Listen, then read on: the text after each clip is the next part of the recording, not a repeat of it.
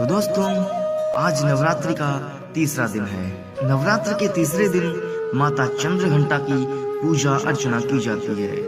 तो दोस्तों, हम इस वीडियो में जानेंगे माता चंद्रघंटा की पूजा विधि के बारे में, माता के भोग प्रसाद के बारे में और माता की कथा के बारे में। दोस्तों, आपको बता दें कि माता चंद्रघंटा के माथे पर घंटे के आकार का अर्धचंद्र सुशोभित होने के कारण ही इन्हें चंद्रघंटा के नाम से जाना जाता है।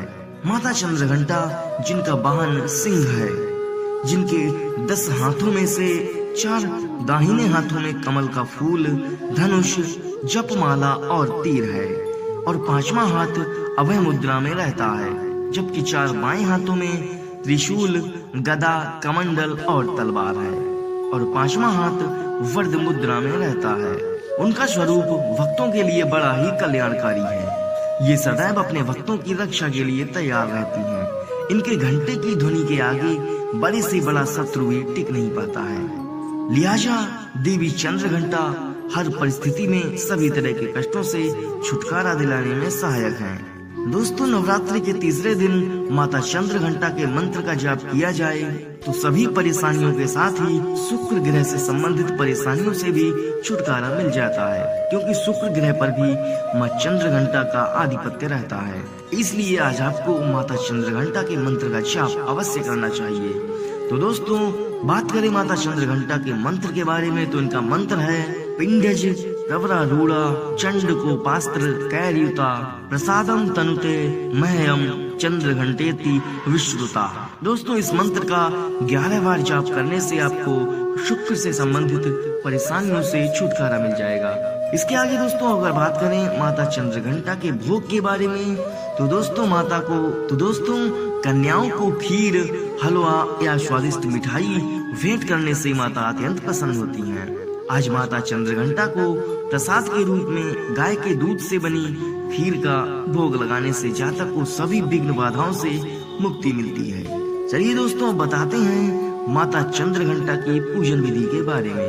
तो दोस्तों, माता की चौकी पर माता चंद्रघंटा की प्रतिमा या तस्वीर स्थापित करें। इसके बाद गंगा जल से शुद्धिकरण करें। चौकी पर चांदी, तांबे या मिट्टी के घड़े में जल भरकर उस पर नारियल रखकर कलश स्थापना करें। इसके बाद पूजन का संकल्प लें और वैदिक एवं सप्तशती मंत्रों द्वारा माँ चंद्रघंटा सहित समस्त स्थापित देवताओं की पूजा करें। इसमें आवाहन, आसन, पाद्य, अर्घ्य, आचमन, स्नान, वस्त्र, सौभाग्य सूत्र, चंदन, रोली, हल्दी, सिंदूर, दूर्वा, बिल्व पत्र, आभूषण, पुष्पहार, सुगंधित द्रव्य, धूप दीप, नैवेद्य, फल, पान, दक्षिणा, आरती, प्रदक्षिणा, मंत्र पुष्पांजलि आदि करें। इसके बाद प्रसाद बांटकर पूजन संपन्न करें। अब बात करते हैं माता चंद्रघंटा की कथा के बारे में।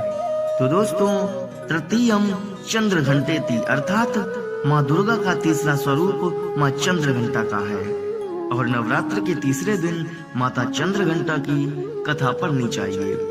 खासकर देवी उपासकों के लिए, खासकर देवी के भक्तों के लिए ये उपासना बहुत महत्वपूर्ण है। माना जाता है कि जब साधक माँ चंद्रघंटा की उपासना करते हैं तब साधक मणिपुर चक्र में साधना के प्रभाव से प्रवेश करता है। उन्हीं प्रभाव के कारण साधक को चंद्रघंटा की उपासना में ध्वनियाँ सुनाई देती हैं, अद्भुत वस्तुओं के दर्शन होते हैं। माता चंद्रघंटा की उपासना से साधक वीर निर्भय बनता है, साधना में परम पद को प्राप्त करता है।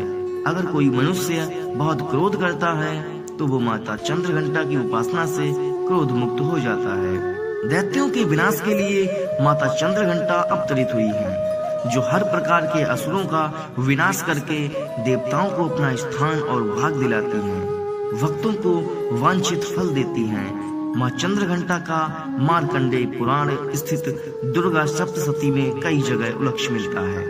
तो दोस्तों, ये थी माता चंद्रघंटा की पावन कथा। माँ दुर्गा की 9 शक्तियों की तीसरी स्वरूप है माँ चंद्रघंटा। देवी का यह स्वरूप परम शांतिदायक और कल्याणकारी है। इस देवी के मस्तक पर घंटे के आकार का आधा चंद्र है, इसीलिए इन्हें चंद्रघंटा कहा गया है। शास्त्रों के अनुसार जो भक्त माँ चंद्रघंटा की आराधना करते हैं उनमें वीरता और निर्भयता के साथ ही सौम्यता और विनम्रता का विकास होता है। इनके शरीर का रंग सोने के समान बहुत चमकीला है। अपने इस स्वरूप में माता देवगण, संतों और भक्तजन के मन को संतोष प्रदान करती है। माँ चंद्रघंटा अपने प्रिय वाहन सिंह पर बैठकर अपने 10 हाथों में खड्ग, तलवार, ढाल, गदा, पाश, त्रिशूल, चक्र, धनुष भरे हुए तरकश लिए मंद मंद मुस्कुरा रही होती है। माँ चंद्रघंटा की पूजा करने से भक्त के सभी पाप नष्ट हो जाते हैं और जन्म जन्म का डर खत्म हो जाता है और भक्त निर्भय बन जाता है। आइए जानते हैं इनकी पावन कथा क्या है। प्राचीन समय में देवताओं और असुरों के बीच लंबे समय तक युद्ध चला। असुरों का स्वामी महिषासुर था और देवताओं के स्वामी इंद्र थे। महिषासुर ने देवताओं पर विजय प्राप्त कर इंद्र का सिंहासन हासिल कर लिया और स्वर्गलोक पर राज करने लगा। इसे देखकर सभी देवतागण परेशान हो गए और इस समस्या से निकलने का उपाय जानने के लिए त्रिदेव ब्रह्मा, विष्णु और महेश के पास गए। देवताओं ने बताया कि महिषासुर ने इंद्र, चंद्र, सूर्य, वायु और अन्य देवताओं के सभी अधिकार छीन लिए हैं और उन्हें बंधक बनाकर स्वर्गलोक का राजा बन गया है। देवताओं ने बताया कि महिषासुर के अत्याचार के कारण अब देवता पृथ्वी पर विचरण कर रहे हैं और स्वर्ग में उनके लिए कोई जगह नहीं है। ये सुनकर ब्रह्मा, विष्णु और भगवान शंकर को बहुत गुस्सा आया। तीनों देवता के गुस्से की कोई सीमा नहीं थी। गुस्से की वजह से तीनों के मुख से ऊर्जा उत्पन्न हुई और देवगणों के शरीर से निकली ऊर्जा भी उस ऊर्जा में जाकर मिल गई। ये 10 दिशाओं में व्याप्त होने लगी। तभी वहाँ एक देवी का अवतरण हुआ। भगवान शंकर ने देवी को त्रिशूल और भगवान विष्णु ने चक्र प्रदान किया। इसी प्रकार अन्य देवी देवताओं ने भी माता के हाथों में अस्त्र शस्त्र सजा दिए। इंद्र ने भी अपना व्रज और ऐरावत हाथी से उतारकर एक घंटा दिया। सूर्य ने अपना तेज और तलवार दिया और सवारी के लिए शेर दिया। तभी उनका नाम चंद्रघंटा पड़ा। अब देवी महिषासुर से युद्ध के लिए पूरी तरह से तैयार थी। उनका विशालकाय रूप देखकर महिषासुर ये समझ गया कि अब उसका काल आ गया है। महिषासुर ने अपनी सेना को देवी पर हमला करने को कहा।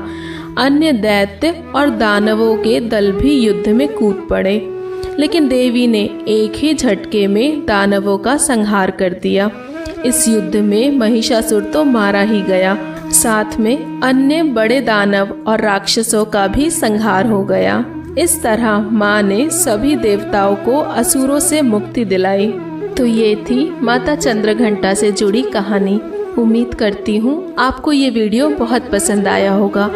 आप इस वीडियो को लाइक और शेयर ज़रूर कीजिए और आगे भी ऐसे वीडियोस देखने के लिए हमारे चैनल को सब्सक्राइब ज़रूर कर लें। माँ दुर्गा आप सभी की मनोकामनाएं पूर्ण करे। जय माता दी।